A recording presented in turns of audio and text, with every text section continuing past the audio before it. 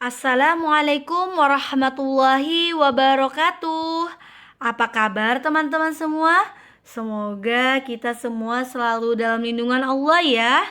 Amin.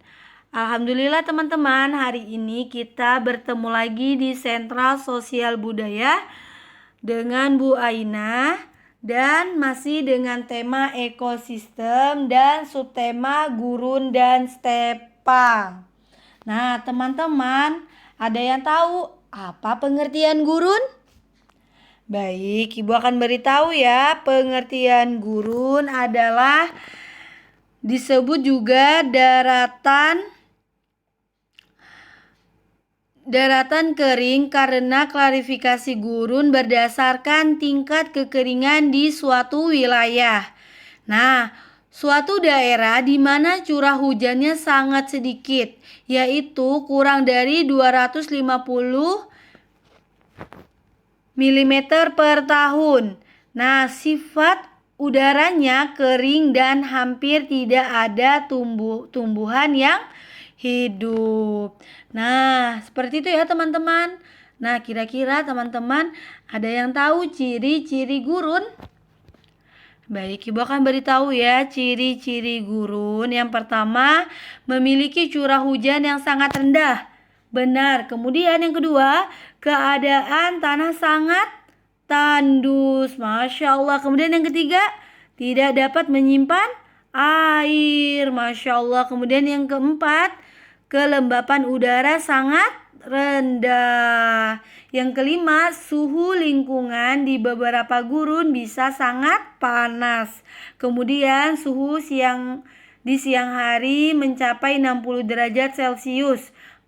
Kemudian suhu di malam hari mencapai 0 derajat Celcius.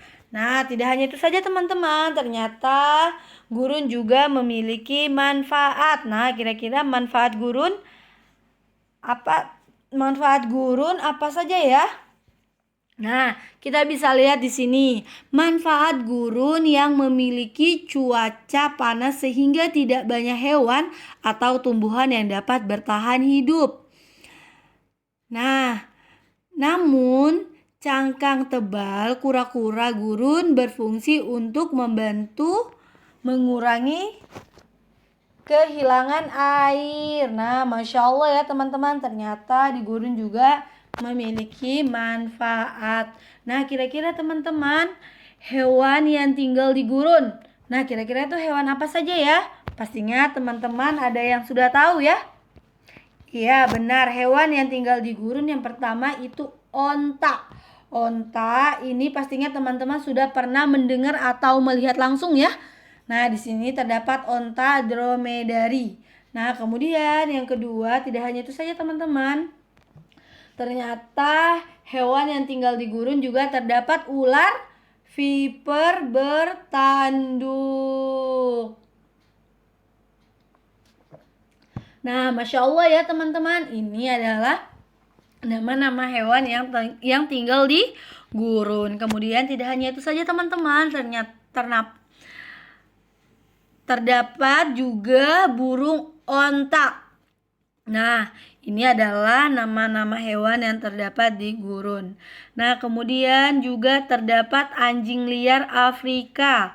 Kemudian juga terdapat tikus atau disebut dengan jerboa. Nah, ini adalah nama-nama hewan yang tinggal di gurun. Nah, kemudian tidak hanya itu saja teman-teman, juga terdapat landak gurun. Masya Allah ya, kita bisa lihat contoh gambarnya ya, landak burung ya. Landak gurun ya teman-teman. Kemudian juga ada Anubis babon. Nah, ini adalah salah satu contoh gambarnya ya. Nah, kemudian tidak hanya itu saja teman-teman, ternyata gurun juga terdapat di Indonesia. Nah, kira-kira nama gurun apa saja yang terdapat di Indonesia? Oke, yang pertama gurun pasir. Ini adalah gumuk pasir Parangkusumo. Nah, ini terdapat di wilayah Depok, Bantul, Yogyakarta. Kemudian yang kedua terdapat gurun pasir. Nah, gurun pasir sendiri bertempat di Kabupaten Sanggau, Kalimantan Barat. Kemudian yang ketiga terdapat Bukit Pasir Busung. Nah, ini di Kabupaten Bintan, Kepulauan Riau. Nah, seperti itu ya teman-teman, nama-nama gurun yang terdapat di Indonesia. Nah, ternyata tidak hanya itu saja teman-teman. Ternyata juga terdapat nama-nama gurun di Asia. Nah, ini yang terluas. Yang pertama kita bisa lihat ya, Arab. Di Arab memiliki luasan 2,3 juta kilometer. Nah, gurun Arabian ini merupakan gurun pasir terbesar di dunia. Masya Allah ya, dari Asia Barat sampai Yaman. Nah, kemudian tidak hanya itu saja teman-teman, ternyata juga ada di Turki. Nah, di Turki sendiri mencapai luasan 1,9 juta kilometer. Nah, gurun di Turki merupakan gurun terluas di dunia, dari Asia Tengah sampai Uzbekistan. Nah, seperti itu ya teman-teman. Nah, kemudian tidak hanya itu saja, ternyata juga terdapat di Gobi. Nah, di Gobi sendiri itu mencapai luasan 1,3 juta kilometer. Merupakan suatu sebutan untuk kawasan yang terdiri atas pasir dan gurun dari Asia Tengah sampai RC. Nah, kemudian terdapat gurun Syria. Di Suriah juga mencapai luasan 520.000 kilometer. Nah, ini terletak di Semenanjung di Arabia ya. Nah, kemudian tidak hanya itu saja teman-teman, ternyata juga terdapat Taklamakan. Nah, ini dengan luas 480.000 kilometer terletak di kawasan Asia Tengah. Alhamdulillah teman-teman, ini adalah nama-nama gurun terluas di Asia. Nah, kemudian kita beranjak ke ekosistem stepa. Nah, kira-kira teman-teman ada yang tahu apa pengertian stepa? Nah, baik, Ibu akan beritahu. Stepa adalah padang rumput yang secara umum tidak ditumbuhi oleh pohon atau tanaman lainnya.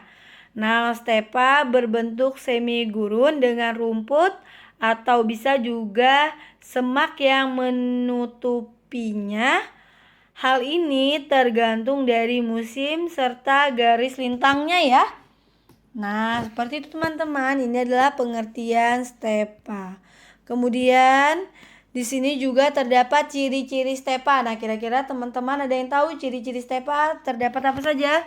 Baik, Ibu akan beritahu. Yang pertama, tanah dan sistem penyaluran yang kurang baik. Kemudian yang kedua, rumput tingginya mencapai 1-3 meter.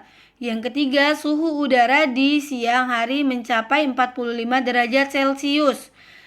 Dan di malam hari sekitar 0 derajat Celcius. Kemudian yang keempat, memiliki kelembapan udara yang sangat rendah. Nah, bioma stepa memiliki pepohonan yang khas yaitu akasia.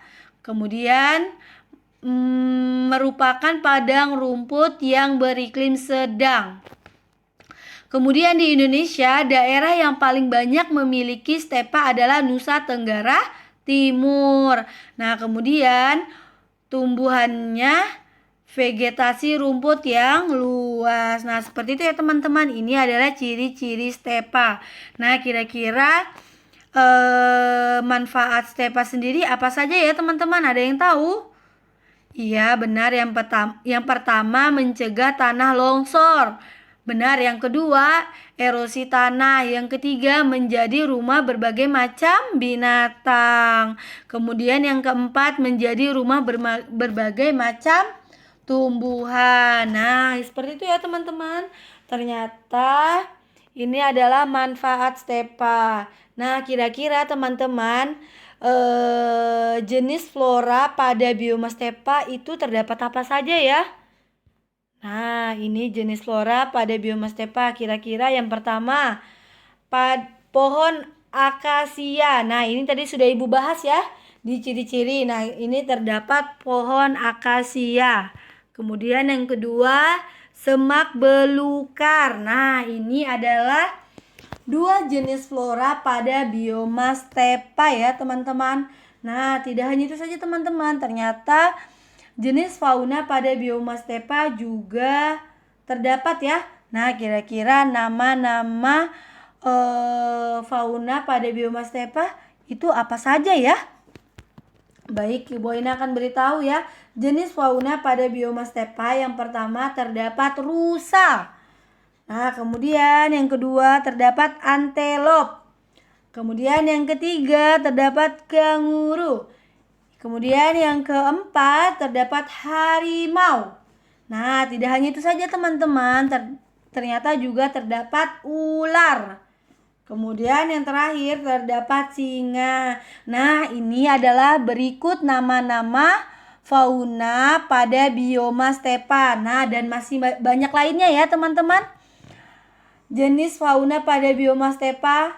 Nah, kemudian kira-kira teman-teman, nama-nama stepa yang terdapat di wilayah Indonesia. Kira-kira siapa yang bisa menjawab?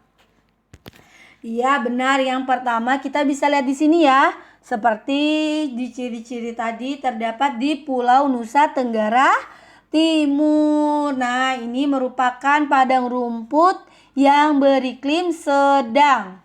Nah, ternyata tidak hanya itu saja teman-teman. Ternyata juga terdapat di Pulau Aceh. Nah, alhamdulillah teman-teman. Hari ini kita sudah membahas ekosistem gurun dan stepa. Semoga apa yang Ibu Aina sampaikan teman-teman dapat mengerti ya dan paham ya. Nah, alhamdulillah. Kemudian kita beranjak ke tugas. Nah, teman-teman nanti membuat mading menggunakan ekosistem gurun dan stepa.